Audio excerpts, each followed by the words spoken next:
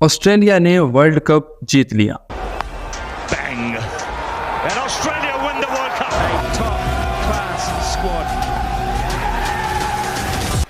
India ने इसमें बहुत अच्छी परफॉर्मेंस दिखाई और इंडिया को पाकिस्तान और इंडिया दोनों तरफ से काफी सपोर्ट मिला।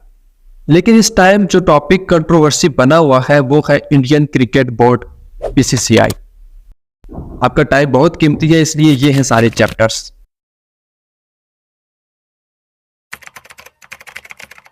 $2.25 अरब की नेटवर्थ के साथ बीसीसीआई दुनिया का सबसे अमीर क्रिकेट बोर्ड है, जिसने इस साल $820 मिलियन की कमाई की है। लेकिन बीसीसीआई शुरू से ही इतना अमीर नहीं था। एक टाइम था जब बीसीसीआई को अपने मैचेस एक टीवी चैनल दूरदर्शन पर टेलीकास्ट कराने के लिए पर मैच 5 लाख रुपए देने पड़ते थे। ये कहानी तब बदली जब 1993 में बीसीसीआई ने इंडिया इंग्लैंड सीरीज के मैच पूरी दुनिया में टेलीकास्ट करने के राइट्स ट्रांसवर्ल्ड इंटरनेशनल नाम की कंपनी को $1 मिलियन में बेच दिए और अब बीसीसीआई अच्छा खासा पैसा कमाने लगी। सन 2000 में वही दूरदर्शन जो एक वक्त में बीसीसीआई से मैच टेलीकास्ट करने के पैसे चार्ज करता था, अब बीसीसीआई के मैच टेलीकास्ट करने के राइट्स 250 करोड़ में खरीद लिए। आईपीएल के बाद बीसीसीआई खुला पैसा छापने लगा। बीसीसीआई यूजुअली इन 6 तरीकों से पैसा कमाता है। Number 1, title sponsorship. कोई भी क्रिकेट बोर्ड सबसे बड़ा पैसा टाइटल स्पॉन्सरशिप से कमाता है। ब्रांड्स और कंपनीज टाइटल में अपना नाम रखने के लिए भारी रकम क्रिकेट बोर्ड को देती है। आपने देखा ही होगा कि जैसे पीएसएल को एचबीएल पीएसएल लिखा जाता है, आईपीएल को आईपीएल नहीं विवो आईपीएल लिखा जाता है। 2015 में पेटीएम ने बीसीसीआई को 250 करोड़ इंडियन रुपीस दिए थे अगले 4 साल के लिए स्पॉन्सर टाइटल में रहने के लिए। Number 2, team sponsorship. Indian cricket team के जर्सी में फ्रंट और बैक पर कंपनीज के लोगो होते हैं, जिन्हें कंपनीज अपनी एडवर्टाइजमेंट के लिए यूज करती है। 2019 में बायजूस कंपनी ने इंडियन क्रिकेट टीम की जर्सी पर रहने के लिए बीसीसीआई को 1079 करोड़ इंडियन रुपीस दिए थे। Number 3, bilateral series. पूरी दुनिया में सबसे ज्यादा क्रिकेट फैंस इंडिया में है, इसलिए जब किसी मैच में इंडिया इन्वॉल्व हो जाए तो उस मैच की व्यूअरशिप बढ़ जाती है। ज्यादा व्यूअरशिप तो ज्यादा पैसा। इंडियन टीम जितने फॉरेन टूर्स करती है उन मैचेस में बीसीसीआई का भी एक प्रॉफिट शेयर होता है। Number 4, official kit sponsorship. बहुत से कम लोगों को पता होगा कि किसी भी टूर्नामेंट में जो टीम की किट होती है वो कोई ना कोई ब्रांड स्पॉन्सर करता है और इस स्पॉन्सरशिप के लिए ब्रांड को काफी पैसा देना पड़ता है। यहाँ पर आप नाइकी का जो लोगो देख रहे हैं, इसको लगाने के लिए नाइकी ने $60 मिलियन दिए थे बीसीसीआई को। Number 5, Indian premier league IPL. IPL में एडवर्टाइजमेंट, स्टेडियम टिकट्स, फ्रेंचाइजीज, इस सब से आने वाले प्रॉफिट में भी बीसीसीआई का बहुत बड़ा रेवेन्यू शेयर होता है। And most importantly media rights. India में क्रिकेट की व्यूअरशिप बहुत ज्यादा है। Star Sport, Hotstar, Ten Sport जैसे प्लेटफॉर्म्स बीसीसीआई मैचेस के मीडिया राइट्स खरीदने के लिए करोड़ों देते हैं। 2018 में बीसीसीआई ने स्टार इंडिया नेटवर्क को 23,475 करोड़ इंडियन रुपीस में 5 साल के लिए अपने मीडिया राइट्स बेचे थे। बीसीसीआई इन्फ्लुएंस इन आईसीसी। देखिए, आईसीसी ने नए क्रिकेट इन्वेंट किए हैं और नए क्रिकेट की मालिक है। आईसीसी के काम क्रिकेट इंटरनेशनल टूर्नामेंट्स कराना, अंपायर्स हायर करना, रूल्स और रेगुलेशन फॉलो हो रहे हैं कि नहीं ये देखना, मैच फिक्सिंग का ख्याल करना और कमेंटेटर्स और अंपायर्स की सैलरी वगैरह देखना है। क्रिकेट के रूल आईसीसी नहीं बल्कि एमसीसी यानी मेलबर्न क्रिकेट क्लब बनाता है। आप इस तरह समझ लीजिए कि एमसीसी मैच का ओनर है और आईसीसी की हैसियत एक रेफरी की जैसी है। थ्योरेटिकली तो आईसीसी के 12 फुल मेंबर हैं और बाकी 100 के करीब एसोसिएट मेंबर्स, लेकिन ये कंट्रोल किया जाता है इन 3 बड़े बोर्ड्स के हाथों, England cricket board, Australia cricket और बीसीसीआई, और इनमें सबसे बड़ा हाथ है बीसीसीआई का।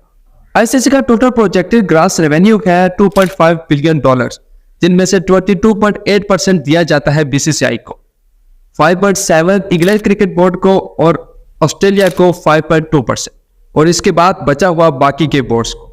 इस साल आईसीसी ने अपने रेवेन्यू शेयर स्ट्रेटेजी में चेंज लाया है, जिसके तहत बीसीसीआई को 40% रेवेन्यू मिलेगा। कुल मिलाकर ऑलमोस्ट 88% रेवेन्यू मिलेगा 12 फुल मेंबर्स को और बाकी का बचा हुआ 12% एसोसिएट मेंबर्स को। क्रिकेट के सबसे ज्यादा फैंस आते हैं इंडिया से। ऑलमोस्ट 70 करोड़ लोग इंडिया में क्रिकेट देखते हैं। अगर कोई मैच इंडियन टीम खेलती है तो इंडियन ऑडियंस उसे जरूर देखती है, जिससे उस मैच की व्यूअरशिप बढ़ जाती है, और ज्यादा व्यूअरशिप तो ज्यादा पैसा, और वो पैसा जाएगा बीसीसीआई की जेब। इसलिए बीसीसीआई चाहता है कि इंडियन टीम ज्यादा से ज्यादा मैचेस खेले।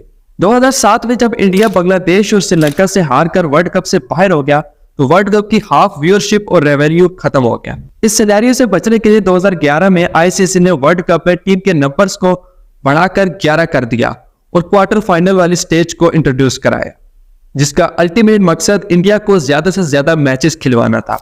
2015 में आईसीसी ने राउंड रॉबिन फॉर्मेट को इंट्रोड्यूस कराया, जिसमें टीम्स के नंबर्स को 14 से कम करके 10 पर लाया गया। लेकिन इस बार आईसीसी ने बीसीसीआई को यकीन दिलाया कि इंडिया एटलीस्ट 9 मैचेस जरूर खेलेगा।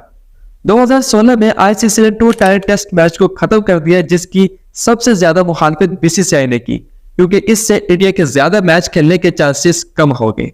बीसीसीआई आईपीएल में बाहर के प्लेयर्स को तो खिलवाता है, लेकिन इंडियन टीम के प्लेयर्स को बाहर की कोई लीग नहीं खेलने देता, क्योंकि इंडियन प्लेयर अगर बाहर की कोई लीग खेलेंगे तो इंडियन फैंस ऑब्वियसली वो मैच पे देखेंगे जिससे उस कंट्री का फायदा होगा, और बीसीसीआई ऐसा बिल्कुल भी नहीं चाहता।